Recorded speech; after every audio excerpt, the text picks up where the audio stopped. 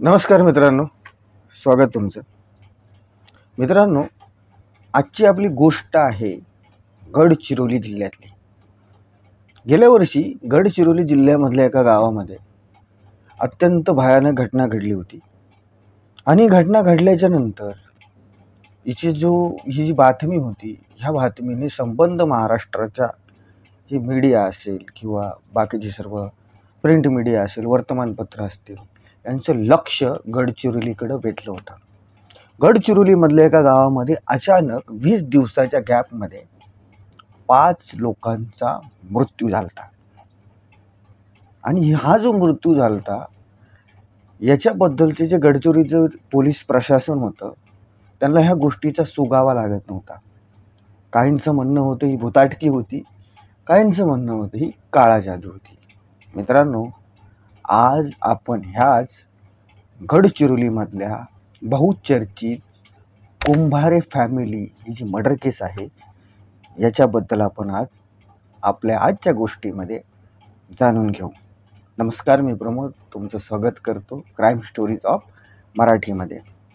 मित्रांनो, गडचिरोली जिल्ह्यामध्ये माहेगाव नावाचा एक तालुका आहे. या माहेगाव तालुक्यामध्ये आहिरी नावाचं एक छोटंसं गाव. ह्या गावामध्ये शंकर कुंभारे, आपली पत्नी विजया कुंभारे, मुलगा रोशन कुंभारे आणि सून संघमित्रा कुंभारे यांच्याबरोबर राहत होते. मध्यमवर्गीय मराठी सामान्य कुटुंबामध्ये सर्व काही एकदम व्यवस्थित चालू होतं.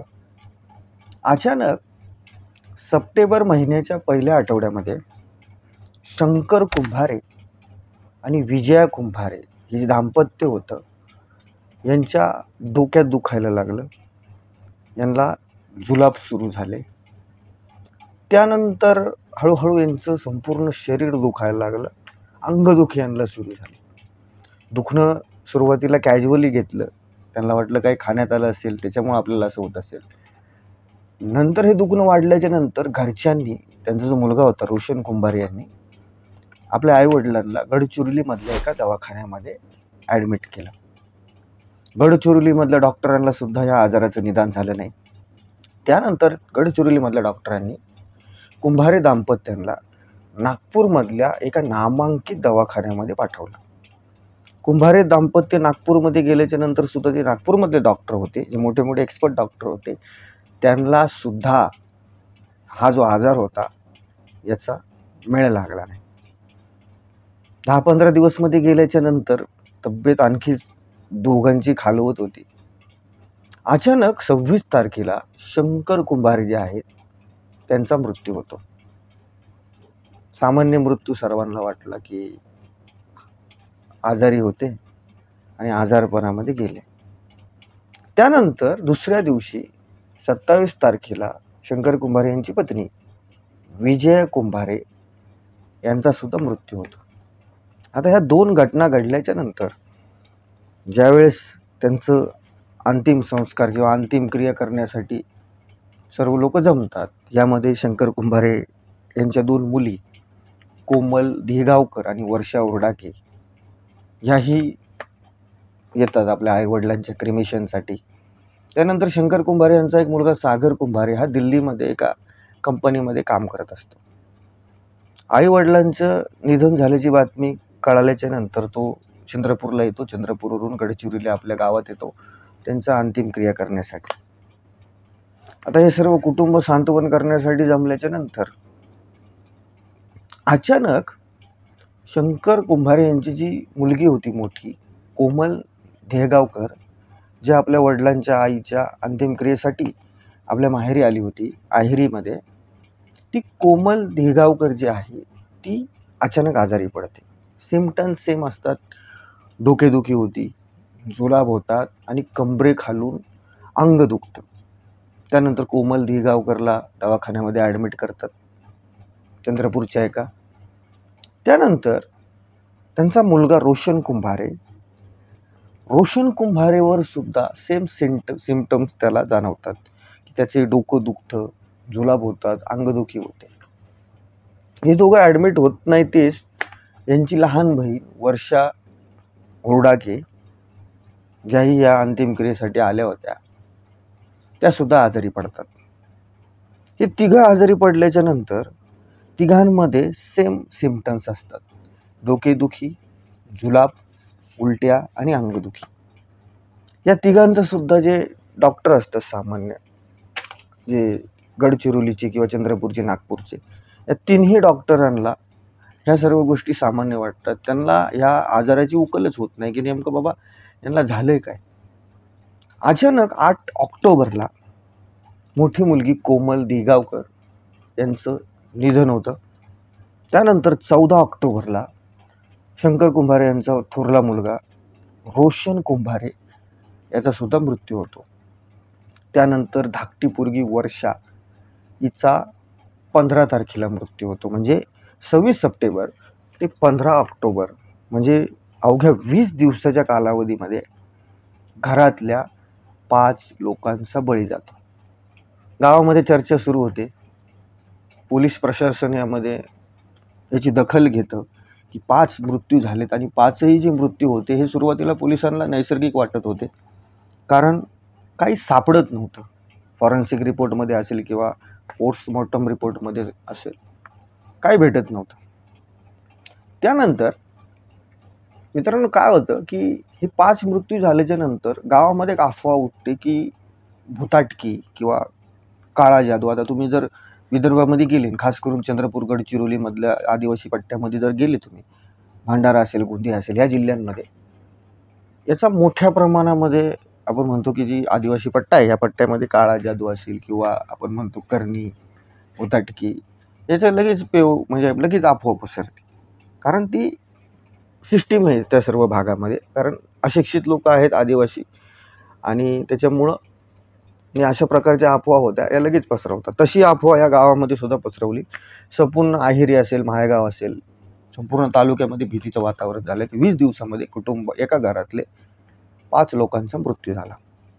या 5 लोकांच्या मृत्यूचा तपास ज्यावेळेस पोलीस प्रशासन करत होतं, पोलिसांना सुद्धा सुरुवातीला सामान्य वाटत होतं, कारण पोलीस सुद्धा माणूस आहे, ते सुद्धा तिथलेच होते आणि त्यांना तिथली सर्व सामाजिक परिस्थिती किंवा भौगोलिक परिस्थिती त्यांना माहीत होती.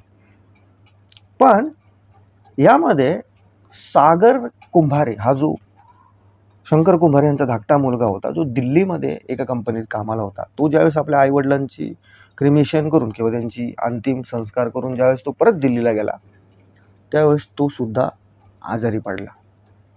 तो आजारी पडल्याच्या नंतर तो दिल्लीतल्या एका दवाखान्यामध्ये भरती झाला. आणि शंकर कुंभारे हे ज्या दवाखान्यामध्ये भरती होते नागपूरमध्ये, त्या दवाखान्यामध्ये एक ड्रायव्हर होता, विजय मडवी नावाचा. हा जो ड्रायव्हर होता ना, विजय मडवी, यांनी शंकर कुंभारे यांच्यासाठी जे पाणी आणलं होतं, ते पाणी तो प्यायला होता. आणि हे पाणी प्यायल्याच्या नंतर हा जो विजय मडवी जो ड्रायव्हर होता, ते आपण सहज तहान लागली आपण देतो ना पाणी आपलं, त्या पद्धतीमध्ये विजय मडवी सुद्धा आजारी पडला आणि सेम सिम्पटम्स त्याला सुद्धा जाणवत होते. तर पोलिस बुचकळ्यात पडले बाबा की एकाच वेळेस सेम सिम्पटम्स. आणि ज्यावेळेस ह्या 5 लोकांचं पोस्टमॉर्टम केलं, जे 5 डेड बॉड्या, त्यामधले जे 3 लोक होते, वर्षा उर्डाके, कोमल दिगावकर आणि रोशन कुंभारे, हे जे 3 लोक होते, यांचे जे सिम्पटम्स होते ना हे सेम होते. कारण तिघांचे होठ जे होते हे काळे झालते आणि डोळ्याच्या खाली त्यांना वर्ण आलते. त्यावरून पोलिसांमध्ये डाऊट आला की बाबा याच्यात काहीतरी आहे, ही काय नैसर्गिक किंवा सामान्य मृत्यू वाटत नाही. पोलीस प्रशासनाने ज्यावेळेस याची चौकशी केली दाट, त्यानंतर पोलिसांचं असं लक्षात आलं की घरामध्ये 5-5 मृत्यू झालेले असून सुद्धा ज्या घरातली सुनबाई आहे की जिचा नवरा वारलाय, सासू सासरे, 2 नंदा, ती अत्यंत सामान्य आहे, ती खूप कॅज्युअल आहे. ज्यावेळेस पोलिस चौकशीसाठी त्यांच्या घरी जात होते, त्यावेळेस ती पोलिसांबरोबर अत्यंत सामान्य पद्धतीने बोलत होती. अमूमन असं होत नाही, कारण घरात जर दुःखद घटना घडली तर संपूर्ण घर डिस्टर्ब असतं, पण ती डिस्टर्ब नव्हती. ती एकदम स्थिर होती, काम आणि कंपोज होती. पोलिसांना त्यानंतर डाऊट यायला लागला की बाबा 5-5 मृत्यू घरात होऊन सुद्धा ही पोरगी एवढी काम आणि कंपोज का. पोलिस ज्यावेळेस खोलात गेले त्यावेळेस पोलिसांचं असं लक्षात आलं, ही जी संघमित्रा कुंभारे जी होती, शंकर कुंभारे यांची सून आणि रोशन कुंभारे यांची पत्नी ही एका ॲग्रिकल्चर कॉलेजमध्ये टॉपर होती. BSc ॲग्री तिथं झालं होतं. आणि तुम्हाला माहीत असेल की जे ॲग्रिकल्चर कॉलेज असतात त्यामध्ये खतं, बी बियाणं, औषधं यांचं या लोकांना चांगल्या पद्धतीचं नॉलेज असतं. पोलिसांना ज्यावेळेस कळलं की हिचं शिक्षण जे झालंय ते ॲग्रिकल्चर फील्डमध्ये झालंय आणि हिला खतं असतील किंवा जे कीटकनाशकं असतील याची चांगली माहिती आणि ही टॉपर आहे. तर पोलिसांची सुई तिच्यावरती गेली. त्यानंतर पोलिसांनी संघमित्राला ताब्यात घेतलं आणि संघमित्राला ताब्यात घेतल्याच्या नंतर पोलिसांनी ज्यावेळेस आपले पोलिसी खाक्या आपण ज्याला म्हणतो त्यावेळेस तिला दाखवल्या, त्यावेळेस संपूर्ण घटना उजेडात आली. संघमित्रा जी होती तिचं आणि शंकर कुंभारे यांचे चिरंजीव रोशन कुंभारे यांचं लव्ह मॅरेज झालं. दोघं कॉलेजमध्ये एकत्र होते आणि कॉलेज संपल्याच्या नंतर त्यांनी लग्न केलं होतं. पण याच्यामध्ये विषय असा होता की हे झालं होतं इंटरकास्ट मॅरेज. आणि ज्या संघमित्रा कुंभारे होत्या, शंकर कुंभारे यांच्या सुनबाई, यांचे जे आई वडील होते ना, हे या लग्नासाठी तयार नव्हते. समाजातली प्रतिष्ठा, भीती या सर्व गोष्टी. तर हे लग्न झाल्याच्या नंतर काय झालं की ज्या संघमित्रा होत्या यांच्या आई वडिलांनी दोघांनीही आत्महत्या केली होती. आणि आपल्या आई वडिलांच्या आत्महत्येच्या गिल्टमध्ये ही संघमित्रा कुंभारे होती. आणि हे गिल्ट ती 6 महिने आपल्या मनामध्ये दाबून होते. नंतर तिने असं ठरवलं की माझ्या आई वडिलांचा मृत्यू ज्या लोकांमुळे झाला, आता या गोष्टीमध्ये तर काही तथ्य नाही आहे, लग्न हिने केलं होतं, लव्ह मॅरेज हिने केलं, तर यामध्ये तिच्या जी नवऱ्याची फॅमिली होती त्यांचा काही दोष नव्हता. पहिली गोष्ट म्हणजे ज्यावेळेस माणूस क्राईम करतो त्यावेळेस डोकं कसं घाण ठेवतो या घटनेवरून तुमच्या लक्षात आलं असेल की घेणं न देणं, म्हणजे लग्न हिने केले, लव्ह मॅरेज हिने केले आणि आईवडिलांनी आत्महत्या केली हिच्यामुळं, पण हिने बळी घेतला तिच्या सासरच्या लोकांचा. तर ती त्या गिल्टमध्ये होती की यामुळं माझ्या आईवडिलांनी आत्महत्या केली, समाजात त्यांची बदनामी झाली. तर ज्या लोकांमुळं हे झाले त्या लोकांचा याच्यामध्ये काही दोष नव्हता, त्यांना मी या जगात ठेवणार नाही. याच्यासाठी ती प्लॉटिंग करायला लागली बऱ्याच दिवसापासून. तर यामध्ये ना तिला एक बाई सामील होती, तिचं नाव होतं रोजा रामटेके. ही जी रामटेके होती ही या संघमित्राची मामी होती. आणि ह्या रोजा रामटेकेचा आणि ही जी कुंभारी फॅमिली होती यांचा एका जमिनीच्या तुकड्यावरून विवाद चालू होता.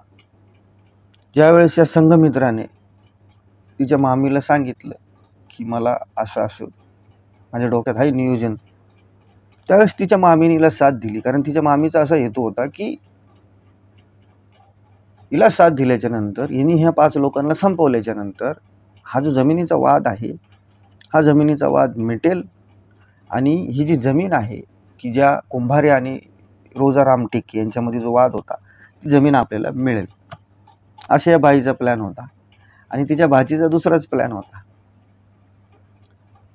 ज्यावेळेस या घटनेवरती पोलिसांनी ज्यावेळेस अजून प्रकाश टाकला त्यावेळेस असं लक्षात आलं की ह्या संघमित्रा कुंभारेने काय केलं की एक केमिकल, एक विष की जे पाण्यासारखं आहे नितळ, त्याला वास नाही आहे, त्याला रंग नाही आहे आणि त्याला चव नाही आहे.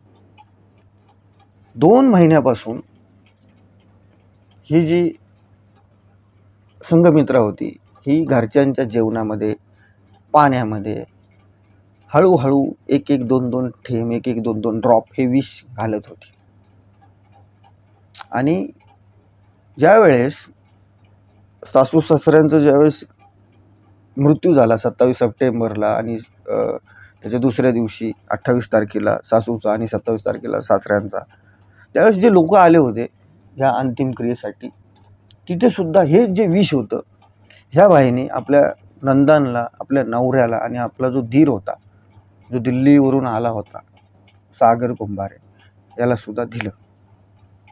आणि हे आजारी असताना, शंकर कुंभारे किंवा फॅमिली आजारी असताना, ज्यावेळेस ही रोजा रामटेके किंवा संघमित्रा कुंभारे या मामी आणि भाची ह्या ज्या 2 मेन याच्यामध्ये आरोपी आहेत, ह्या ज्यावेळेस भेटायला जायच्या त्यावेळेस जे जेवण न्यायच्या, पाणी न्यायच्या, त्याच्यात सुद्धा हे विष टाकून घेऊन जायचे.